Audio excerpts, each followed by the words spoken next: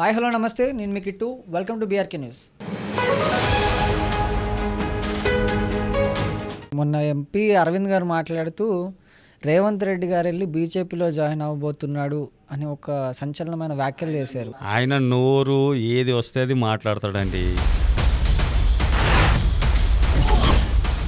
అభివృద్ధి జరిగిందని వాళ్ళు అంటున్నారు, అప్పుల పాలు చేశామని మీరు అంటున్నారు. ఇందులో ఏది వాస్తవం? అభివృద్ధి అంటే సార్,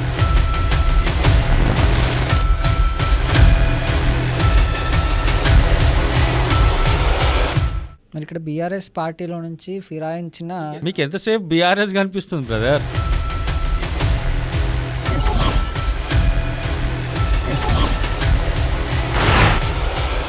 ఎస్ఎల్బీసీ టన్నెల్ గురించి అసలు సీఎం రేవంత్ రెడ్డికి అవగాహనే లేదు. కరెక్టే, ఆయనకు తెలియదు. ఎస్, ఆయనకు దాని మీద అవగాహన లేకుండానే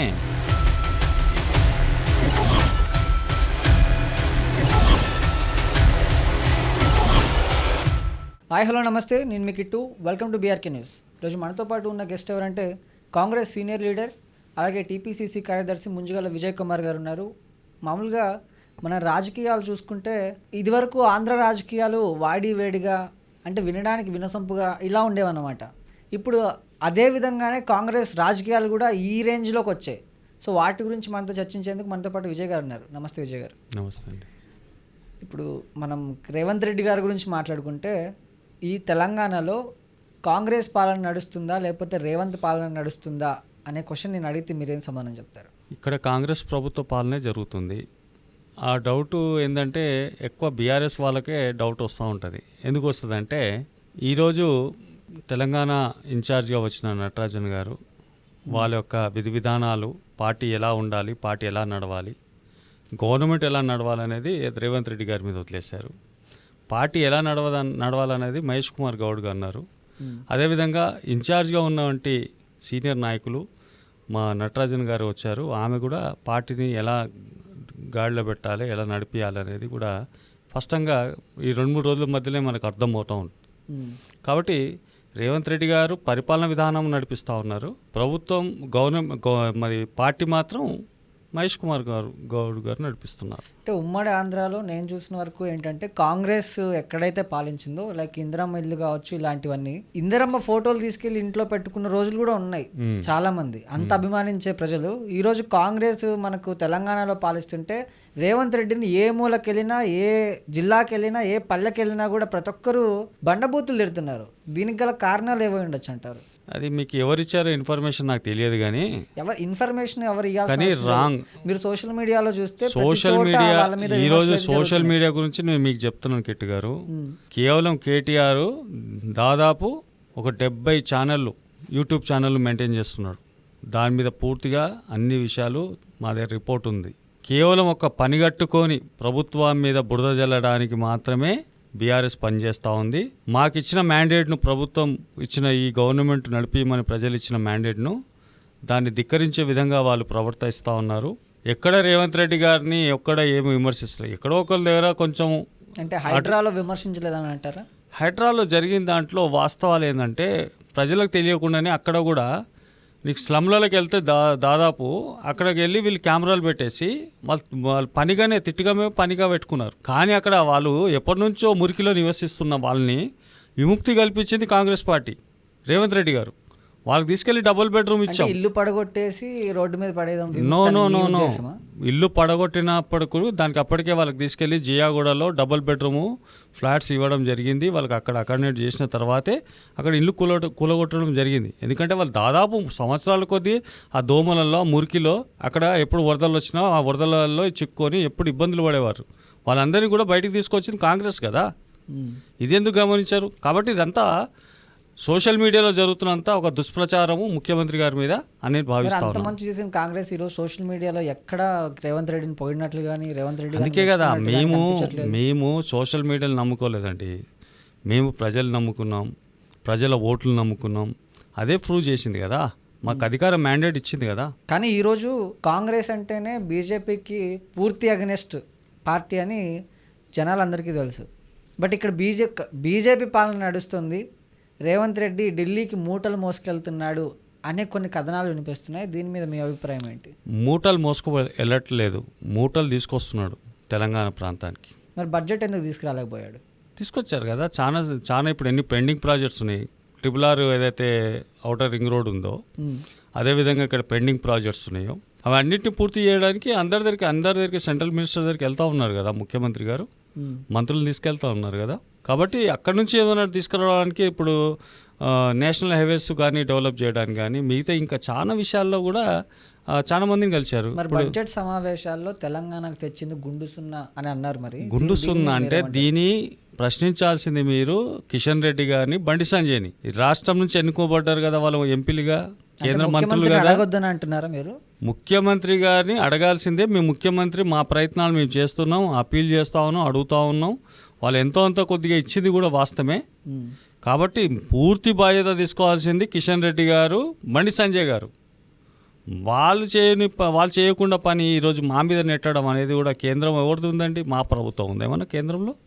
బీజేపీ ప్రభుత్వం కదా. ఇక్కడ ఇద్దరు కేంద్ర మంత్రులు ఉన్నారు కదా, వాళ్ళు చేయాల్సిన పని ఏంది? చేయట్లేదు వాళ్ళు. కాబట్టి కాంగ్రెస్ని నిందించడం అది కరెక్ట్ కాదు. మరి మొన్న ఎంపీ అరవింద్ గారు మాట్లాడుతూ రేవంత్ రెడ్డి గారు వెళ్ళి బీజేపీలో జాయిన్ అవ్వబోతున్నాడు అని ఒక సంచలనమైన వ్యాఖ్య. ఆయన నోరు ఏది వస్తే అది మాట్లాడతాడండి. ఇక్కడ ముఖ్యమంత్రి గారుగా ఆయన చలామణి అవుతున్నారు, ప్రభుత్వం నడుస్తుంది, ఆయనకు పూర్తి స్వేచ్ఛ పార్టీ ఇచ్చింది. ఇంకెందుకు వెళ్తాడని పార్టీ వదిలేసి, ఆయన ముఖ్యమంత్రి వదిలేస్తే ఆయన ఇప్పుడు ఎంబడే బీజేపీలో ఏమైనా ముఖ్యమంత్రి చేయడానికి అవకాశం ఉందా? అంటే మీరు అన్నట్టు ముఖ్యమంత్రి అనేది వాస్తవమే, కాకపోతే ఇంక చివరి ముఖ్యమంత్రి అనే కొన్ని వినిపిస్తున్నాయి, చాలామంది అంటున్నారు. నెవర్. ఈయన ఇంకా రేవంత్ రెడ్డి గారికి ఇదే లాస్ట్ అన్నట్టు. 10 సంవత్సరాల వరకు ఎటువంటి దోకా లేదు కాంగ్రెస్ పార్టీకి. ఇప్పుడు ప్రజలకు ఇచ్చిన వాగ్దానాలు ఏవైతున్నాయో అవన్నీ కూడా ఒక్కొక్కటిగా నెరవేర్చబడుతున్నాయి. గతం ప్రభుత్వాలు 10 సంవత్సరాలు కేసీఆర్ ప్రభుత్వం రాష్ట్రాన్ని దివాలా కోరుగా చేసిపోయింది, మీకు తెలుసు. అది రాష్ట్ర ప్రజలందరికీ తెలుసు. ఎన్ని లక్షల కోట్ల రూపాయలు అప్పులు చేసిపోయాడు. దాన్ని ఒక్కొక్కటి సరి చేస్తూ ఉద్యోగస్తులకు, ఎంప్లాయ్మెంట్స్కు వాళ్ళకు నెలసరిగా జీతాలు ఫస్ట్కే వాళ్ళకి ఇచ్చే విధంగా సంక్షేమ పథకాలు, అదేవిధంగా స్కూల్ హాస్టల్స్ అన్నీ మరమ్మతులు చేస్తూ దానికి అంత బడ్జెట్కి ఇస్తూ ఉన్నారు. కాబట్టి ఇవి అన్ని విషయాల మీద క్లారిటీగా ఒకటి గవర్నమెంట్కు క్లియర్గా ఒక విజన్ ఉందండి. అది మీకు అర్థం కావట్లే. ఇప్పుడు ఎట్లుంటుంది అంటే మేము ప్రచారము పబ్లిసిటీ అనేది మాకు తక్కువ ఉంది వాస్తవమే, కానీ బీఆర్ఎస్ ఫేక్ పబ్లిసిటీ మాత్రం చాలా పెద్దగా చేస్తున్నారు. బీజేపీ కూడా దానికి తోడయ్యి వాళ్ళు తోడు దొంగలుగా ఇద్దరు అయ్యి కాంగ్రెస్ను బదలాం చేసి రేవంత్ రెడ్డి గారి బదలాం చేసే కార్యక్రమం మాత్రం పెట్టుకుంటా ఉన్నారు. అంటే ఇక్కడ బీఆర్ఎస్ వాళ్ళని అడిగితే కాంగ్రెస్ బీజేపీ ఒకటని వాళ్ళు చెప్తారు, కాంగ్రెస్ వాళ్ళని అడిగితే బీజేపీ కాంగ్రెస్ అని వాళ్ళు చెప్తారు. దానికి ఎగ్జాంపుల్ జనాలు ఇక్కడ ఏది తీసుకోవాలని కూడా జనాలకు అర్థం కావట్లేదు. అయితే దానికి క్లారిటీగా నేను ఇస్తాను, ఎన్నో ఎగ్జాంపుల్ చెప్తాను మీకు. మొన్న ఎగ్జాంపుల్ చెప్తా. మొన్న ఈ పట్టభద్రుల ఎమ్మెల్సీ ఎన్నికల్లో బీఆర్ఎస్ ఎందుకు పోటీ పెట్టలేదండి? అక్కడ ఇవాళ బీజేపీ ఎందుకు గెలిచింది? అక్కడ కాంగ్రెస్ ఎందుకు ఓడిపోయింది? అంటే వీళ్ళిద్దరు కలిసి ఉన్నారు అనేది దీనికి ఒక్క ఎగ్జాంపుల్ సరిపోదా? దానికి 100 చెప్తా నేను, వాళ్ళు ఇద్దరు కలిసి ఉన్న దానికి. కాబట్టి ఇవన్నీ వాళ్ళు ప్రజలను మభ్య పెట్టవచ్చు, కానీ మాలాంటి నాయకుల దగ్గర మాకు అన్ని విషయాలు తెలుసు వాళ్ళు ఏమేం చేస్తున్నారు అనేది. కానీ దానికి ఎప్పటికప్పుడు మేము ఎత్తుగడిగా వెళ్తున్నాం. కాబట్టి ఇక్కడ జరిగింది ప్రభుత్వంలో ఏదైతే వీళ్ళు చాలా పనిగట్టుకొని ముఖ్యమంత్రి గారి మీద అవాకు చెవాకులు పేలుతూ ఉన్నారు, అది కేటీఆర్ కానీ, హరీష్ రావు కానీ, కవిత కానీ, వాళ్ళు చేసింది, వాళ్ళు ఎన్ని తప్పులు చేశారో 10 సంవత్సరాల్లో, ఎన్ని విధ్వంసాలు చేశారో, ఎన్ని కేసులు పెట్టారో, ఎంతమంది మీద అరాచకమైన పనులు చేశారో వాళ్ళు ఒక్కసారి ఆలోచించుకొని చూడండి.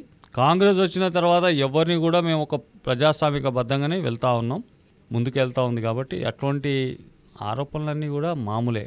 ఇది 100% బీఆర్ఎస్ బీజేపీ అనేది ఒక్కటి అనేది మొన్న ఎమ్మెల్సీతోని ప్రూవ్ అయిపోయింది. మరి అత్యంత సన్నిహితంగా మోడీ గారికి రేవంత్ రెడ్డి గారు ఉంటున్నారు అనేది ఒక కథనం. ఇది ప్రజాస్వామ్యం బ్రదర్. ప్రజాస్వామ్యంలో ప్రభుత్వాలు ఎన్నుకోబడ్డ ప్రధానమంత్రి అయినా, ఇక్కడ ప్రజలు ఎన్నుకోబడ్డ ముఖ్యమంత్రి. ఏ రాష్ట్రానికైనా ఏది కావాలనుకున్నా, బడ్జెట్ కావాలనుకుంటే కేంద్రమే ఇవ్వాలి. అది అందరికీ తెలుసు. మనం పన్నులు ఇక్కడ ట్యాక్స్ పే చేసినా కేంద్రమే దాన్ని మళ్ళీ మంజూరు ఇవ్వాలా. దాని అక్కడ వాళ్ళని వెళ్ళి అడగడంలో తప్పేముంది? గత ముఖ్యమంత్రి గారు కేసీఆర్ గారు తన అహంకార ధోరణితోని కేంద్ర ప్రభుత్వం దగ్గర ఒక నయా పైసా తీసుకురాకుండా రాష్ట్రాన్ని అంతా కూడా అప్పుల పాలు చేసిండు.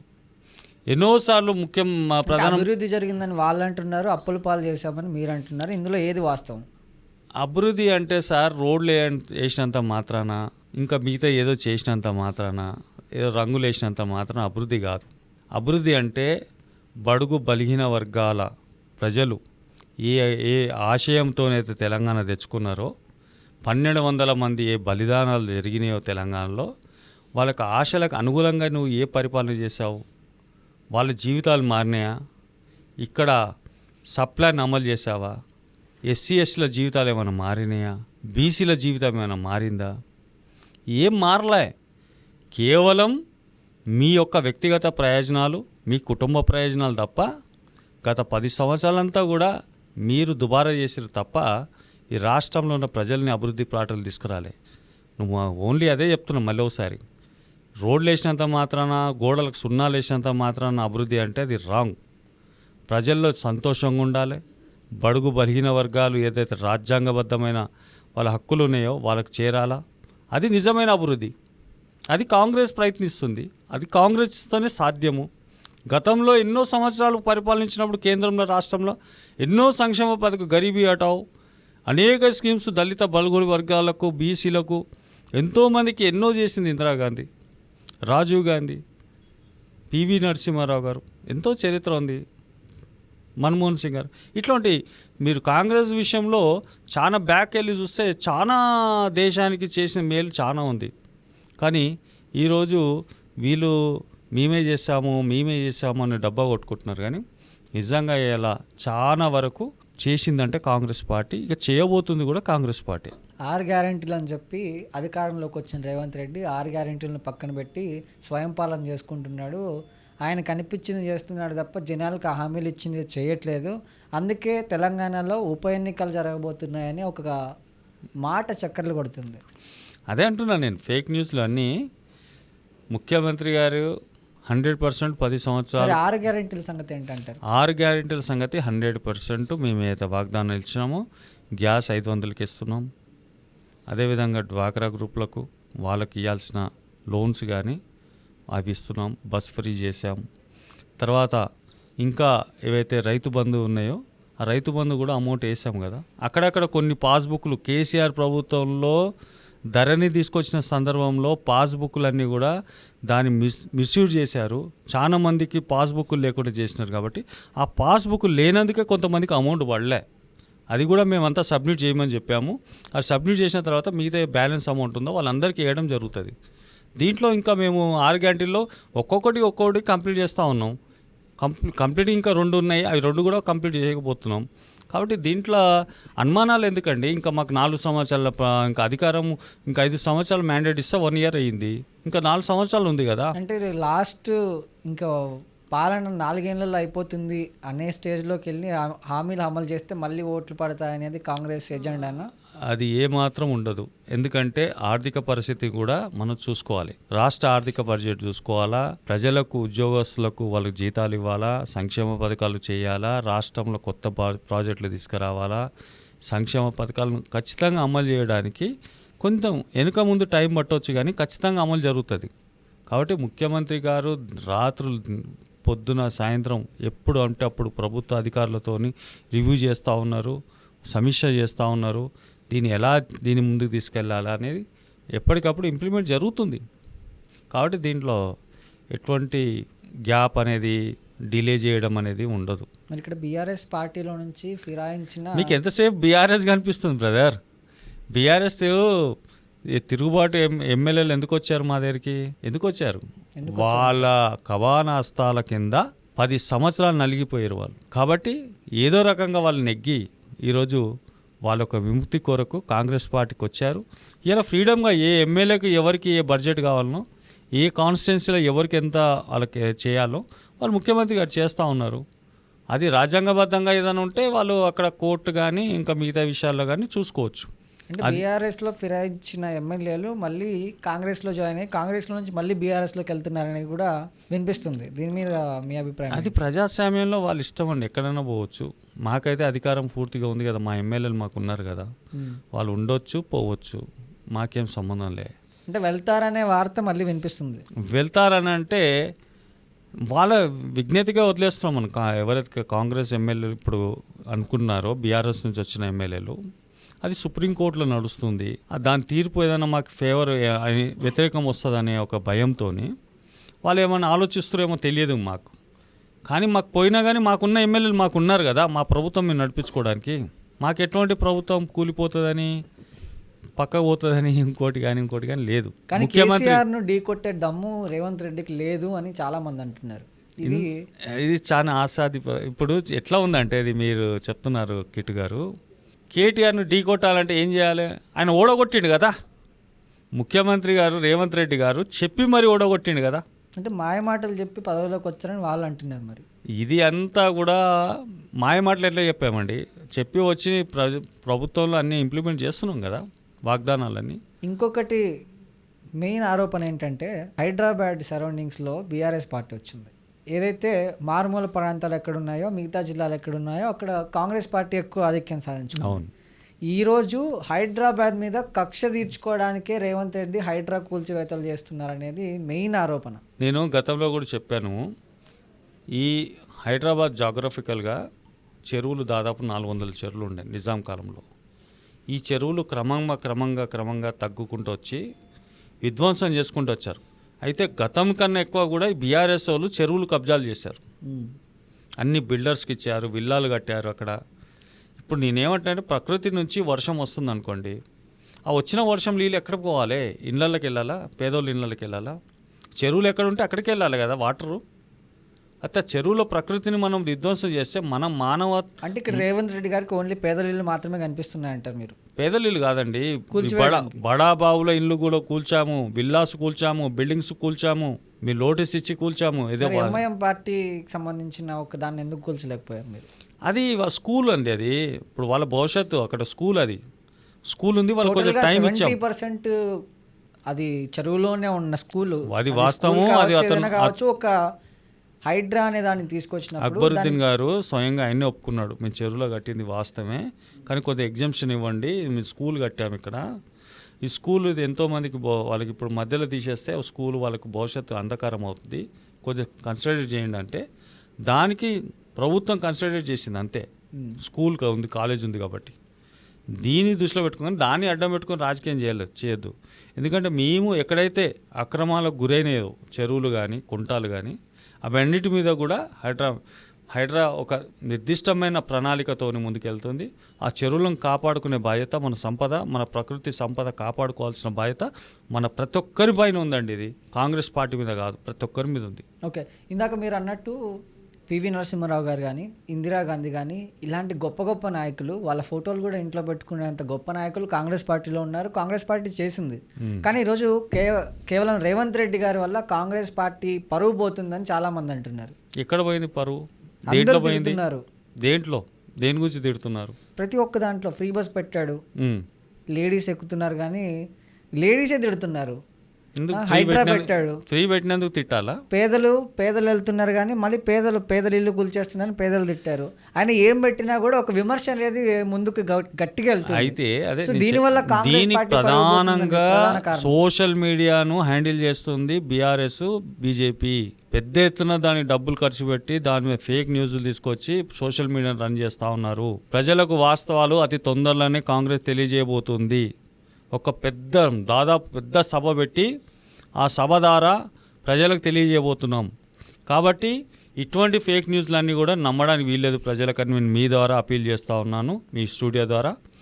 కాబట్టి ముఖ్యమంత్రి గారు మంత్రులు చేస్తున్న పనిని ఎవ్వరు కూడా అప్రిషియేట్ చేయట్లేదు. ఎన్ని విషయాలలో వాళ్ళు ముందుకెళ్తూ ఉన్నారు. దావోస్కి వెళ్ళి ఎన్ని కోట్ల రూపాయలు తీసుకొచ్చారు, అది ఎప్పుడైనా ప్రచారంలోకి వస్తుందండి?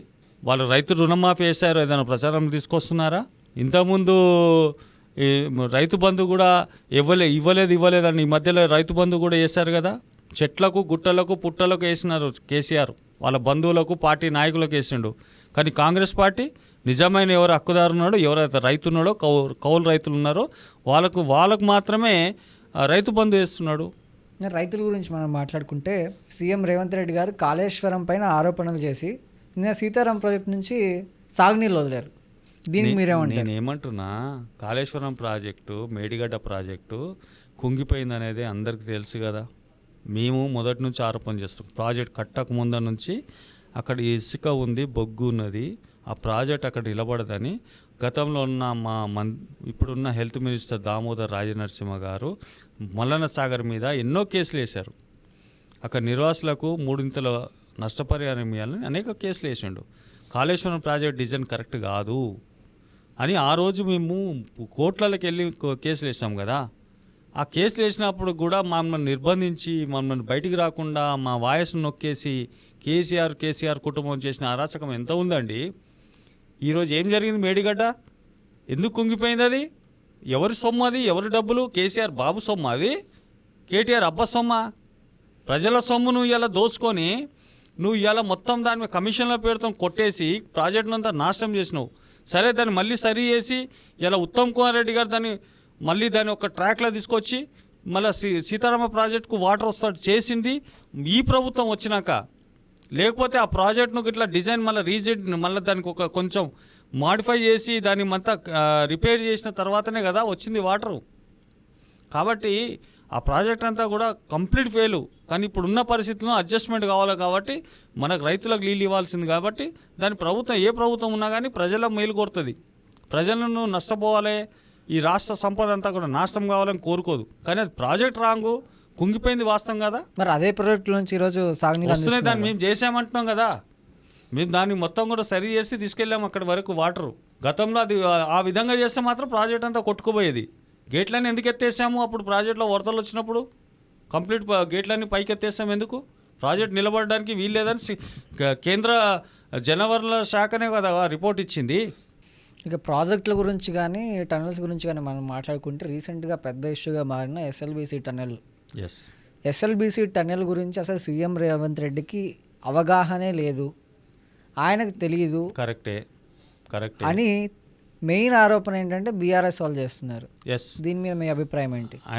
ఆయనకు దాని మీద అవగాహన లేకుండానే ఎన్ని టీఎంసీలు నీళ్ళు వస్తాయో, ఎన్ని టీఎంసీలు దాన్ని ఎంత పని పూర్తి చేయాలనో ముందుకెళ్లాలో దాని మీద ఎప్పటికప్పుడు సమీక్షలు, ఉత్తమ్ కుమార్ రెడ్డి చీఫ్ ఇంజనీర్లతో ఎందుకు డిస్కషన్ చేస్తున్నారో ఇవన్నీ కూడా జరుగుతూ ఉన్నాయి. కానీ బ్రదర్, అది మొదలుపెట్టింది ఎప్పుడు?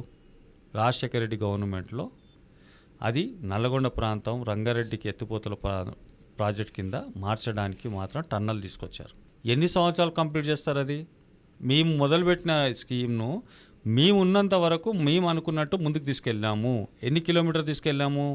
దాదాపు అప్పటికే 10 మొత్తం ఇది దాదాపు అనుకుంటా నేను 6 నుంచి 7 కిలోమీటర్ మేము సొరంగం కొట్టాం. తర్వాత బీఆర్ఎస్ 10 సంవత్సరాల్లో ఎంత వరకు జరిగింది అనేది దాని మీద ఒక నిజ నిర్ధారణ కమిటీ చేయండి. ఎంత పని చేశారు మీరు?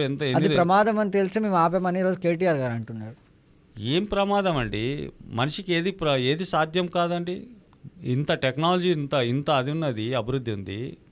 వాళ్ళు ఆ రోజు చేసిన ఈ యొక్క దీంట్లో ఇంజనీర్లు, చీఫ్ ఇంజనీర్లు పనిచేస్తున్న విధానం చూస్తే మరి ఎప్పుడూ జరగలేదు. అది ఎక్కడో అది వాటరు లీక్ అవుతుంది అనేది మనకు తెలుసుకోనే కదా. అక్కడ నుంచి అది వాటర్ అంతా వచ్చేసి వాళ్ళు అక్కడ చిక్కుకున్నారు కదా మధ్యలో. మొన్న 8 మందికి కూడా చిక్కుకోవడానికి కూడా సీఎం రేవంత్ రెడ్డి గారే కారణము. ఎట్లా అంటే గతంలో బీఆర్ఎస్ పార్టీ హయాంలో ఉన్నప్పుడు మేము అక్కడ పనులు చేయొద్దు అని చెప్పేసి పూర్తిగా స్టే తీసుకొచ్చారు వాళ్ళు.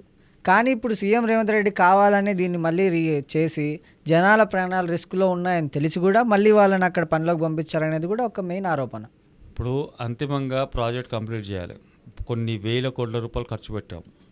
ఓకే, వాళ్ళ ప్రాణాలు పోయినందుకు నిజంగా ముఖ్యమంత్రి గారు కానీ ప్రభుత్వం మేము కానీ అందరం చింతిస్తున్నాము. వాళ్ళ కుటుంబాలకు సానుభూతి వ్యక్తం చేస్తున్నాం. కానీ ఆ టన్నల్ కంప్లీట్ చేయడం వల్ల ఎడారిగా మారిన నల్లగొండ జిల్లా ఎత్తిపోతల పథకం ఏదైతే ఉందో మన రంగారెడ్డి డిస్టిక్, మహబూబ్నగర్ డిస్టిక్లో కొంత ప్రాంతము పచ్చదనంగా అక్కడ అంతా పంటలు పండే అవకాశం ఉంది. ఎంతోమంది రైతుల జీవితాల్లో మంచి వెలుగు వచ్చే అవకాశం ఉంది. ఆ నీళ్ళన్నీ కూడా వృధాగా సముద్రం పాలవుతున్నాయి. కాబట్టి అక్కడ ఒకటి మన ప్రాజెక్ట్ నిర్మాణం చేసి ఈ టన్నల్ ద్వారా నీళ్ళంతా అక్కడ ఫిలప్ చేయాలనేదే ఆ రోజున్న రాజశేఖర రెడ్డి గారి ఆలోచన. ఇది ఆ ఆలోచనను సరే దాంట్లో ఏమైనా లోపాలు ఉన్నాయి ప్రాజెక్టు ఇది టన్నల్ తవ్వడంలో కానీ ఏదైనా చేయడంలో కానీ ఏదైనా లోపాలు ఉంటే దాని వాళ్ళు ఇంజనీర్లు నిపుణులు దాన్ని సరి చేసుకొని ముందుకు వెళ్ళాల్సిందే తప్ప ముఖ్యమంత్రి గారు దాని మీద ఏం చేయగలుగుతారండి? ముఖ్యమంత్రి గారికి దానికి టెక్నికల్గా ఆయనకి ఏం సంబంధం? ఆయన ఆదేశాలు ఇస్తారు, ప్రాజెక్ట్ కంప్లీట్ కావాలని. ఇది చేయాల్సిందంతా ఎవరు? టెక్నికల్ టీం చేయాలా, అంతే కదా. ఆయన మీద ఎట్లా ఆరోపణలు చేస్తారు? అందువల్లే ముఖ్యమంత్రి కదా ఈయన ఆయనకి అవగాహన ఏమంటారు, లేదు హరీష్ రావు అంటున్నారు. గారు ఏమంటారు, ముఖ్యమంత్రి గారు ఒక్కసారి తీరిక లేదు ఈయనకు రావడానికి, ఇది చూడడానికి. అంటే అరే ఆయన ఎప్పటికప్పుడు సమీక్షిస్తుండు అక్కడ ఆఫీస్లో కూర్చొని. ఉత్తమ్ కుమార్ రెడ్డి గారు ఫీల్డ్లో ఉన్నారు, మంత్రి గారు, అధికారులంతా అక్కడే ఉన్నారు. మరి అక్కడికి చూడ్డానికి వెళ్ళిన హరీష్ రావుని ఎందుకు అడ్డుకున్నారంటారు? అడ్డుకున్నది ఎక్కడ అడ్డుకున్నాం అండి? వాళ్ళకి పంపించాం కదా, పంపించినాం, ఆయన చూడడానికి పంపించాం, పర్మిషన్ వాళ్ళకి చేయలే, మాకు నిర్బంధించినట్టు మేము చేయలేదు, చెయ్యం కూడా. ప్రజాస్వామ్యంలో అది ఎక్కడ కూడా ప్రజా నాయకులను పంపించడానికి పూర్తి అధికారం ఉంది. వాళ్ళు మిస్యూజ్ చేసింది వాళ్ళు. కాళేశ్వరం కడుతుంటే మాకు అక్కడ పోకుండా సంఖ్యలు వేశారు, కంచెలు వేశారు, వాళ్ళు మర్చిపోయారు అవి అన్ని రోజులు. కాబట్టి మేము అలాంటి పనులు ఏం చేయలేదు. మా ముఖ్యమంత్రి గారి మీద చేస్తున్న ఈ అవాకులు చవాకులు ఏవైతే మాట్లాడుతున్నారో, ఇది ఓన్లీ ఆయన మంచితనాన్ని చూడలేక, అధికారం మంచిగా చేస్తున్నాడని ఓర్వలేకనే చేస్తున్న ఆరోపణలు తప్ప ఇంకోటి కాదు. సీఎం రేవంత్ రెడ్డి గారికి సొంత పార్టీలోనే శత్రువులు ఉన్నారంటే మీరేం సమాధానం చెప్తారు? ఒక విషయం చెప్పనండి, మన కుటుంబంలోనే అన్నదమ్ముల మధ్య శత్రుత్వాలు ఉంటాయి. అధికారంలో ఉంటే ప్రతి చోట హెచ్చుతగ్గులు ఉంటాయి. కాబట్టి పార్టీది విశాలమైన పెద్ద పార్టీ, నేషనల్ పార్టీ మాది, ప్రాంతీయ పార్టీ కాదు మీలాగా ఈడ ఒక ప్రాంతం నుండి. గతంలో మీరు నేషనల్ పార్టీగా అనౌన్స్ చేసుకున్న మీరు దుకాణం ఎందుకు మూసుకున్నారు? కేసీఆర్ మహారాష్ట్రలో పోయి ఎన్నికలు కొట్లాడతాను, ఎటుపోయింది నీ ఎన్నికల ఎజెండా? నీ పార్టీ నేషనల్ పార్టీ ఎటుపోయింది? మేము మా నేషనల్ పార్టీ ఈరోజు 100 సంవత్సరాలు అవుతుంది, అయినా మా పార్టీని యథావిధిగా నడిపిస్తాం. ఇక్కడ ఫ్రీడమ్ ఎక్కువ ఉంటుంది కాబట్టి ప్రజాస్వామ్యంలో కొంచెం అటు ఇటు మాట్లాడతారు, కొద్ది శత్రుత్వం ఉంటుంది, కొంత ప్రేమ ఉంటుంది, అన్నీ ఉంటాయి, సహజం అది. సో మొన్న దావూస్ పర్యటన చేసిన రేవంత్ రెడ్డి గారు అక్కడ నుంచి ఎన్ని కంపెనీలు తీసుకొచ్చారు? మీరు వరుసగా చాలా కంపెనీల పేర్లు చెప్తాను, కానీ ఎన్ని లక్షలు తెచ్చిరు అనేది ఇక్కడ ఇంపార్టెంట్.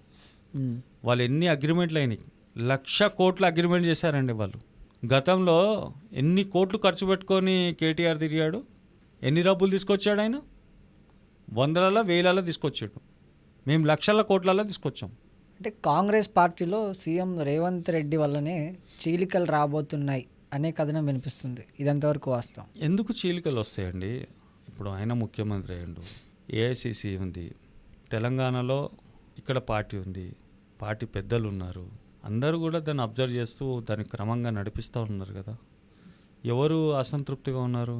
అందరూ మంత్రులుగా ఇచ్చారు సీనియర్లకు ఇచ్చిన తర్వాత మిగతా అన్నీ కూడా నామినేట్ పోస్టులు ఫిలప్ చేయడం కానీ, ఎమ్మెల్సీలు ఇవ్వడం కానీ అన్నీ క్రమంగా జరుగుతున్నప్పుడు అసంతృప్తే లేనప్పుడు పార్టీ ఎందుకు చీలుతుంది? చీలే ప్రసక్తి లేదు, ఇదంతా ఫేక్ న్యూస్.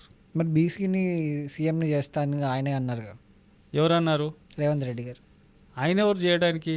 చేయాల్సింది AICC, PCC, Telangana Pradesh Congress party చేయాలా. అక్కడ నుంచి దళితుడిని సీఎం చేస్తా అని అంటే బీజేపీ పార్టీ అంది. ఒక మాట మాత్రం గమనించాలండి, మన దళితుడు బీసీ అని ఇలా మాట్లాడుతున్నాం. ఆనాడు కాంగ్రెస్ పార్టీ కష్టాలు ఉన్నప్పుడు, కాంగ్రెస్ పార్టీ కనుమరుగైపోతున్న పరిస్థితిలో రేవంత్ రెడ్డి గారు తన భుజం మీద వేసుకున్న బాధ్యత తీసుకొని కాంగ్రెస్ పార్టీ ఒంటెదుగా ఒక్కడే నడిపించి మొత్తం కాంగ్రెస్ పార్టీని అధికారం తీసుకురావడానికి ఎంత కష్టపడ్డాడు. ఎన్నిసార్లు జైలుకి వెళ్ళాడండి ఆయన? బీఆర్ఎస్ వాళ్ళు ఎన్నిసార్లు జైలుకి పంపించారు ఆయన్ని? అది మర్చిపోతే ఎలా మీరు? కాబట్టి ఇవన్నీ బీసీలకు ఇవ్వాల్సిందే, ఎస్సీలకు ఇవ్వాల్సిందే. ఎందుకంటే గతంలో కాంగ్రెస్ పార్టీ ఎస్సీలను సీఎం చేయలేదా?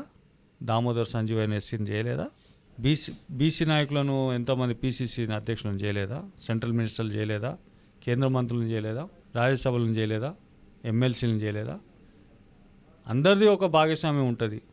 ముఖ్యమంత్రి అంటే ఆయన సొంతంగా ఆయన మొత్తం ఆయన మీద భుజాల మీద వేసుకొని అధికారం తీసుకోవడానికి చాలా కష్టపడ్డాడు రేవంత్ రెడ్డి గారు.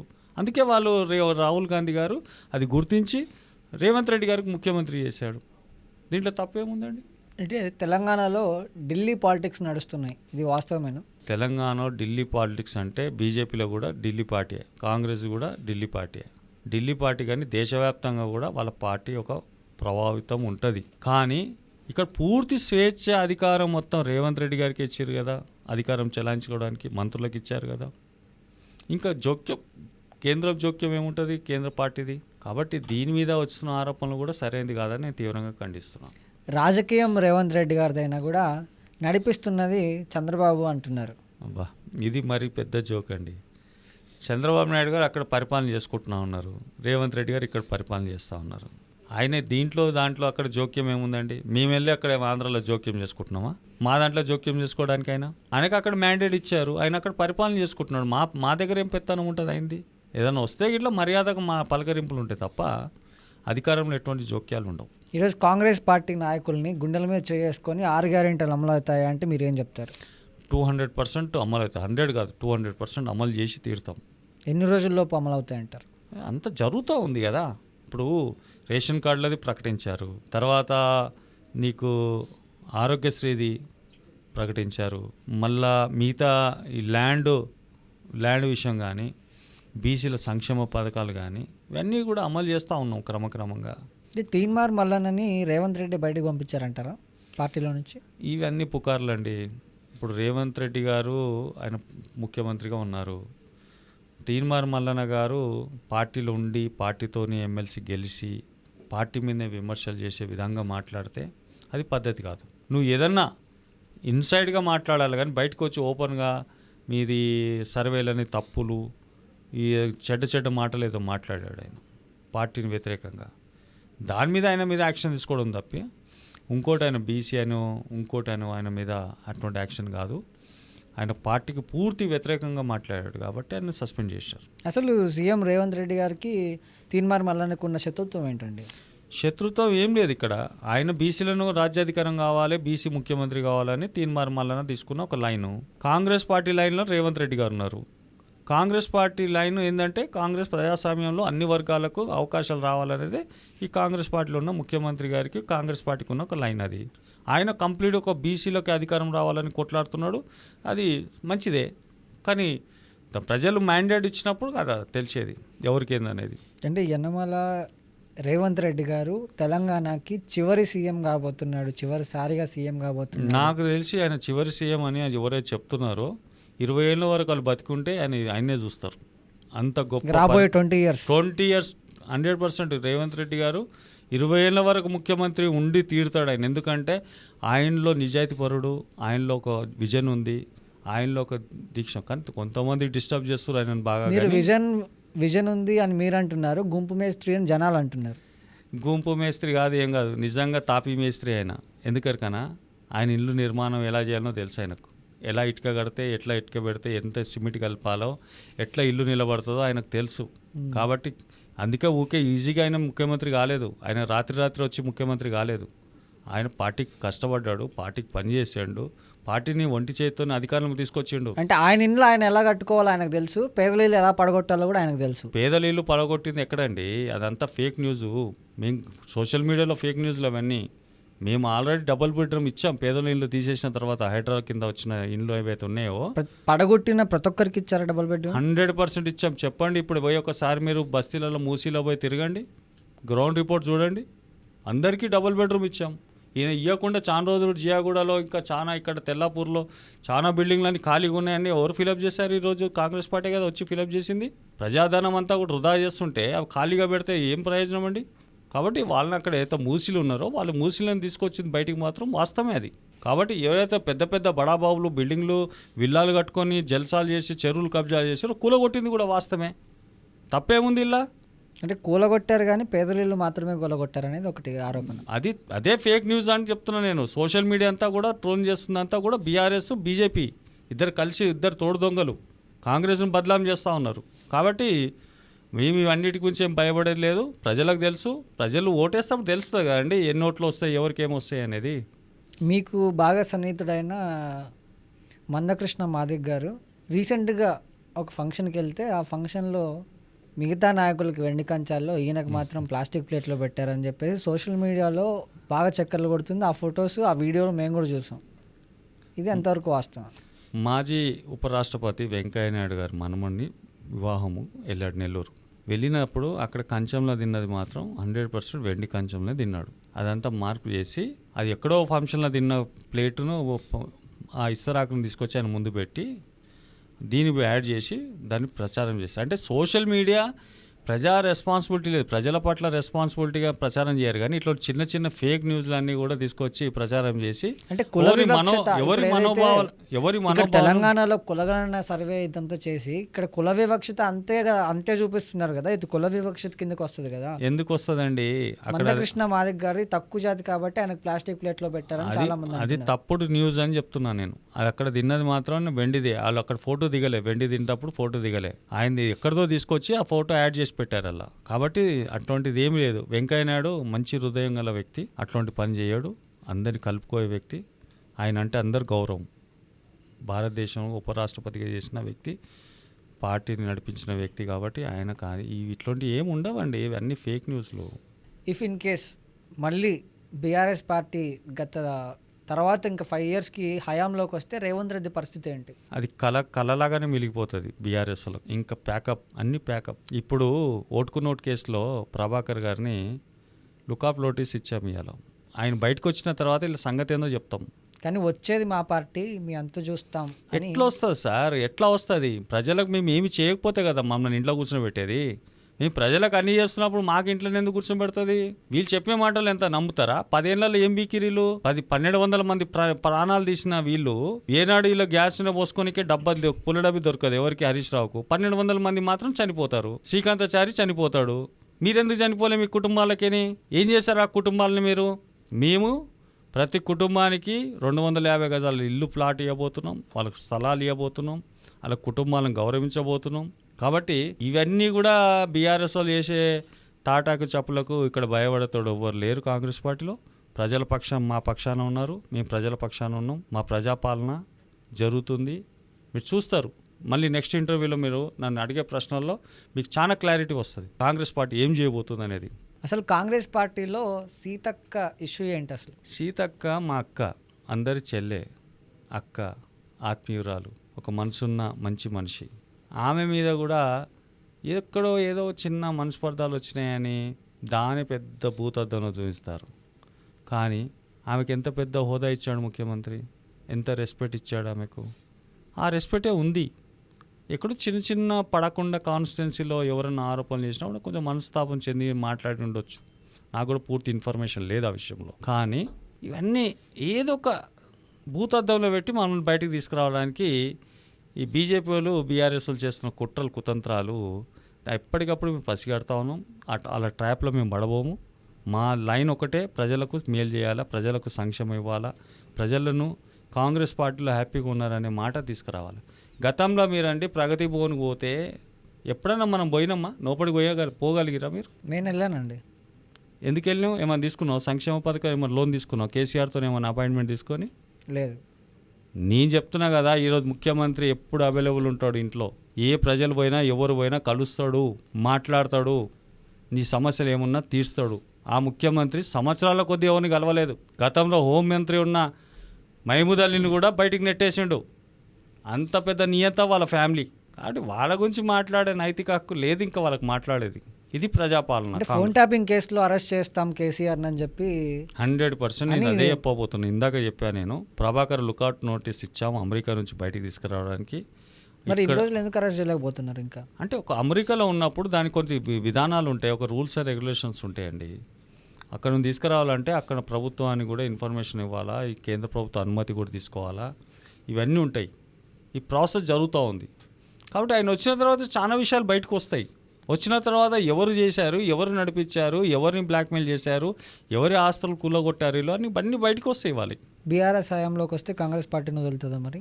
మాకు వదలలే కదండి, మమ్మల్ని ఎన్ని ఇబ్బందులు పెట్టిరు, ఎన్నిసార్లు జైలుకి పోయినాము.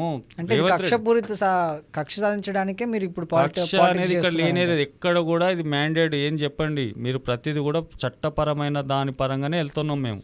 వాళ్ళు చేసిన దోషాలన్నీ కూడా ఒక్కొక్కటి బయటకు వస్తూ ఉన్నాయి. భూ కబ్జాలు, హైదరాబాద్ చుట్టూ ఉన్న ఈ ధరణి పేరుతో 25,000 ఎకరాలు కబ్జాలు చేశారు వాళ్ళు. చాలా భూములు మాయం చేశారు. దళిత, బడుగు, బలహీన వర్గాల భూములని కాజేశారు. మరి ప్రతిపక్షంలో ఉన్న కాంగ్రెస్ పార్టీ అప్పుడు ఏం చేసింది? పోరాటాలు చేశాం కదా. ఎన్నిసార్లు బయటికి వచ్చినా కానీ మేము అప్పుడు మీ లేక దొంగ సోషల్ మీడియా పెట్టుకోలే కదా.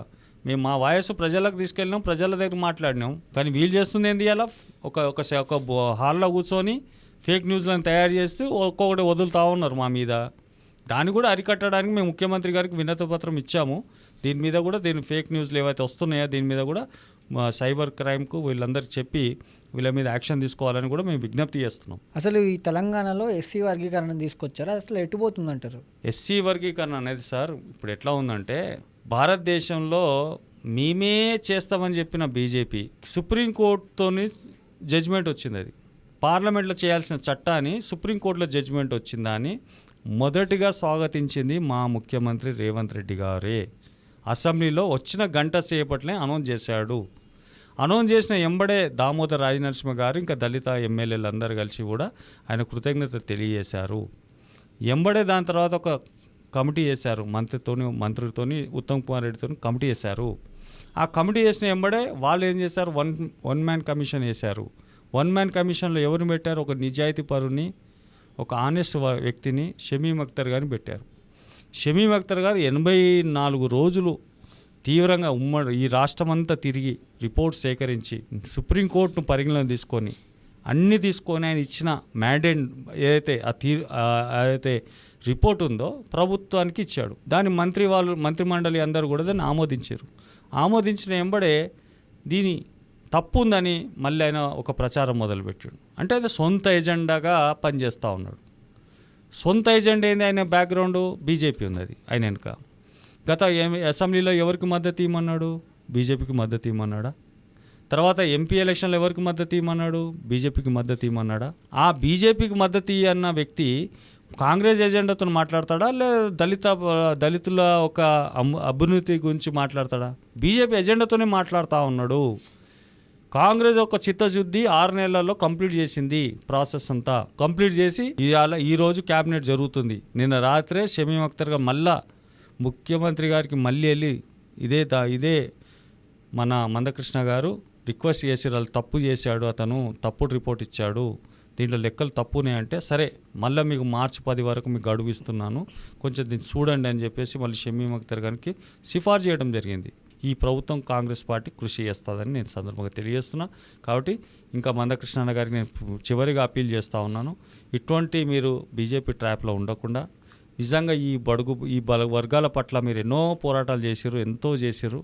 కాబట్టి ఇప్పుడైనా మీరు రియలైజ్ అయ్యి ఈ వర్గీకరణను అంగీకరించి దీన్ని అమలు చేసే విధంగా ముందుకెళ్ళి ఇంకా రాబోయే చాలా స్కీమ్స్ కానీ ప్రభుత్వం నుంచి రావాల్సిన మన వాటా విషయంలో కూడా మీరు పోరాటం చేయాలని ముందుండాలని నేను అప్పీల్ చేస్తా ఉన్నాను. విజయ్ గారు థ్యాంక్ యూ అండి, నమస్కారం. చూసారుగా ఈరోజు ఇంటర్వ్యూ. ఇలాంటి ఇంటర్వ్యూస్ కోసం చూస్తూనే ఉండండి బీఆర్కే న్యూస్ తెలుగోడి సత్తా.